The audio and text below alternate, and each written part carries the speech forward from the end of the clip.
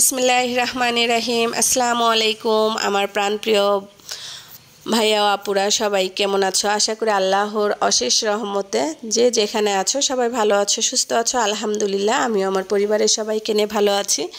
ঈদ মুবারক, ঈদ মুবারক, ঈদ মুবারক, অগ্রিম ঈদ মুবারক জানিয়ে আমি আমার আজকের ভিডিওটি শুরু করছি। আর ইনশাল্লাহ কালকে তো ঈদ, তো ঈদের প্রস্তুতি চলছে আর আমরাই তো গ্রামের উদ্দেশ্যে রওনা দিব। আর এখন তো অনেক রাত হয়ে গিয়েছে, ছেলেকে নিয়ে একটু বের হয়েছি। তোমাদের ভাইয়াও অফিসে, আমাদের যারা চাকরি করেন তাদের আসলে বেতন বোনাস সব কিছু দেওয়া হলো।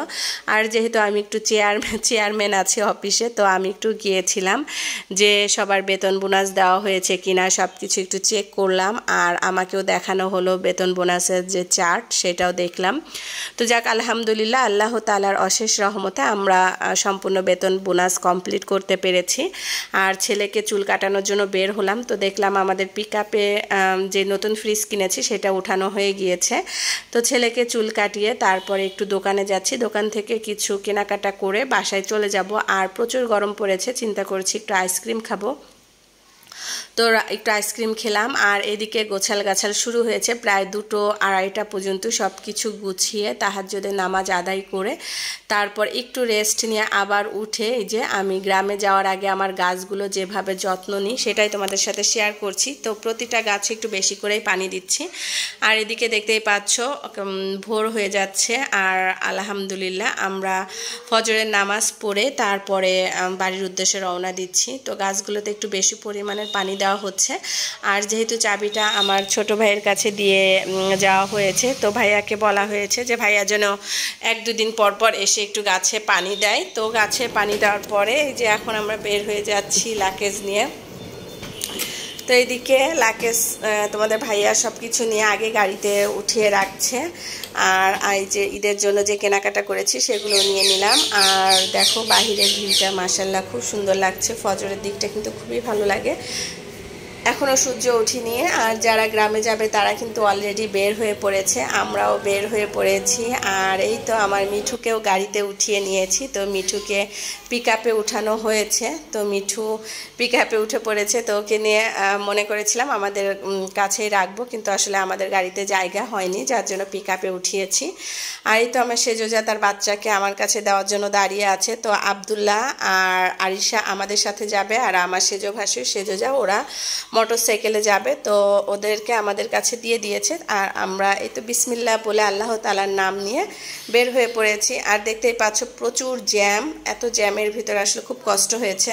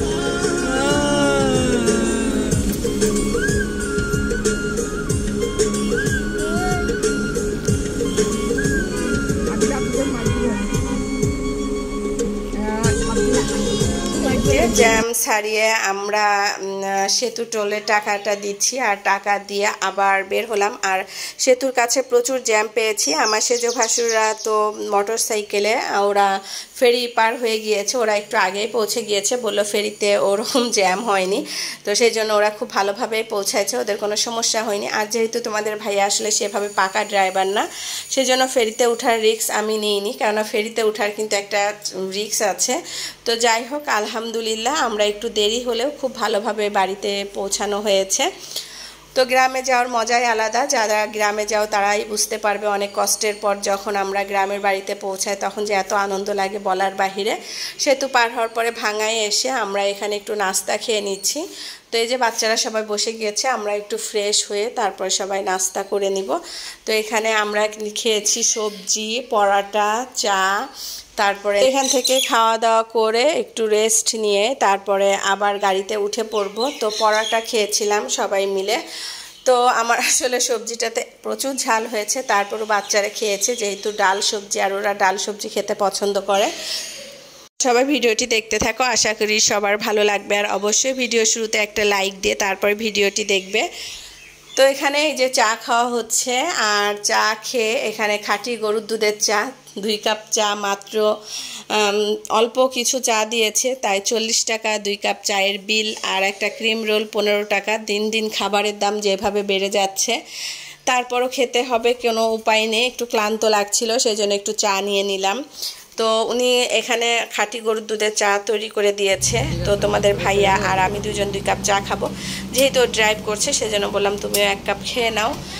চা আর ক্রিম রোল খেয়ে তারপরে আবার গাড়িতে উঠে পড়বো। তো আমি বললাম যে তাহলে আমি আমার মিঠুকে একটু দেখে আসি, আমার মিঠাই কেমন আছে। তো যে দেখছিলাম যে না, মিঠাই আলহামদুলিল্লাহ ভালোই আছে। তো আলমকে বলছিলাম যে কি ব্যাপার, মিঠাই কি তোমাকে ডিস্টার্ব করছে? বলছে না, কোনো ডিস্টার্ব করছে না ভাবি, কোনো সমস্যা নেই। তো যাই হোক, ওকে দিয়ে বললাম যে থাকো তুমি। আর তোমাদের ভাইয়া বলছিল যে ওকে এখান থেকে ভিতরে রেখে তারপর তোমরা নাস্তা খাও, না হলে ছোট খাঁচা যে কোনো মানুষ উঠিয়ে নিয়ে যেতে পারে। তো সেই জন্য আমিও বললাম যে হ্যাঁ, কথাটা ঠিকই বলেছে, তাহলে ওকে গাড়ির ভিতরে রেখে তোমরা নাস্তা খেয়ে আসো, আমরা বের হয়ে পড়ছি। কেননা ওরা আমাদের পরে এসেছে আর আমরা আগে এসেছি, সেই জন্য আমরা নাস্তা খেয়ে রেডি হয়ে পড়েছি। আর এটা হলো আমাদের কামারখালী ব্রিজ। এখন আমরা কামারখালী ব্রিজ পার হচ্ছি, আর কামারখালী ব্রিজ পার হওয়া মানে আমরা প্রায় গ্রামে চলে এসেছি। আমরা কি চলে এসেছি? মন খারাপ কেন তোমার? আরিশা, আম্মু কোথায়, বাবা কোথায়? হ্যাঁ, আম্মু বাবার কাছে তুমি যাবে না, ঠিক আছে? আমরা রেখে দেবো, আমরা রেখে দেবো তোমাকে। গ্রামে কিন্তু প্রচুর গরম পড়েছে, সবাই বেশি বেশি পানি খাবে। আর যেহেতু ঈদের আগের দিন আমরা রোজা আছি, তো আল্লাহর কাছে প্রার্থনা করছিলাম যাতে বৃষ্টি হয়, কেননা প্রচুর প্রচুর গরম পড়ছে। আর বাচ্চারা এসে তো খুবই ক্লান্ত হয়ে পড়ছে। ঢাকা শহরে কিন্তু এতটা গরম লাগে না, কিন্তু গ্রামে প্রচুর গরম। তো যাই হোক, তারপর আলহামদুলিল্লাহ খুব ভালোভাবে এই তো আমাদের গ্রামের বাড়িতে চলে এসেছি। আর এই পাশে এটা হলো আমাদের কবরস্থান। তো আমার বাড়ির সামনে আর পাশে 2 পাশে কবরস্থান পড়েছে। তো যাই হোক, কবরস্থান হলেও ভয় লাগছে না, কেননা এখানে সারা জীবন আমাদের থাকতে হবে। তো আমার ছোট মেয়ে এই যে তালা খুলে তারপরে এই যে আমরা পৌঁছে গেলাম। তো ডাইনিং রুমটা অন্ধকার হয়ে আছে, এখন প্রতিটা রুমের দরজা জানালা খুলে দিব। বাহিরের অবস্থা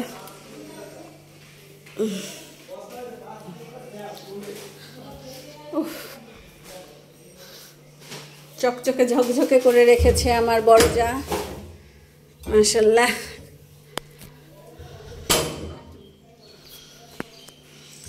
সব খুলে নি গরমের ভিতরে, সব আগে খুলে দিয়ে নি। আর এই যে এই রুমটাতে আমার বড় শিশু মারা গিয়েছিল, এই হলো সেই রুমটা, এখানে এসে মারা গিয়েছে।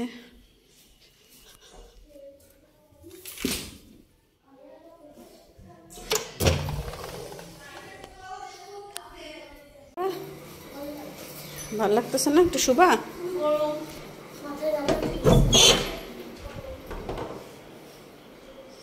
তাড়াতাড়ি সব আগে খুলে দিয়ে নি। উফ,